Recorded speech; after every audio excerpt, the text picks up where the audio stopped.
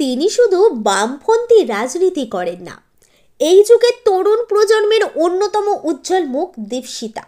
রাজনীতির বাইরেও রঙিন জীবনযাপন করতে দেখা যায় তাকে।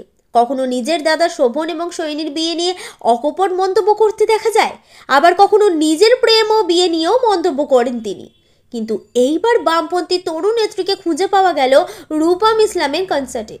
রূপম ইসলাম যে যুব সমাজের অন্যতম প্রতিনিধি, একথা নতুন করে বলার কিছু নেই।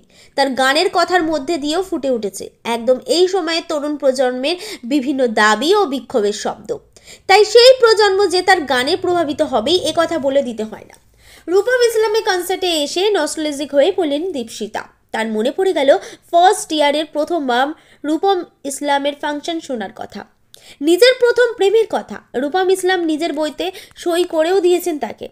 গায়কের এতটাই ভক্ত যে বামপন্থী নেত্রী ইপসিতা বলছেন বাড়ি ফেরার মধ্যেই নাকি সেই বই পড়ে শেষ করে ফেলবেন। একসময় বামপন্থী নেতাদের দেখা যেত শুধুমাত্র রাজনৈতিকভাবে সচেতন হয়ে গাল ভারী করে রাজনৈতিক শব্দ উচ্চারণ করতে। বুদ্ধদেব ভট্টাচার্যের পর থেকে হাওয়াটা একটু একটু করে ঘুরতে শুরু করে। বর্তমান প্রজন্মের দীপশিতা শতরূপরা শুধুমাত্র রাজনৈতিক কচকচানির মধ্যেই থাকতে চান না, বরং বুঝিয়ে দিতে চান তাঁরাও তরুণ, জীবনকে উপভোগ করতে তাদেরও ভালো লাগে। যেমন তাকে বিভিন্ন সময় আমরা দেখতে পাই গান গাইতে, নাচতে, বন্ধুদের সঙ্গে রাজনীতির বাইরে একদম খোলামেলা আড্ডা দিতে। এমনই সেলিব্রিটির প্রতি মুহূর্তের হাঁড়ির খবর তাড়াতাড়ি আপনাদের কাছে পৌঁছে দিতে বদ্ধপরিকর টাইমলাইন ক্রিয়েশন। আপনাদের কেমন লাগে রাজনীতির বাইরে দীপশিতাকে? মন্তব্য করে জানান আমাদের মন্তব্যের বাক্সে।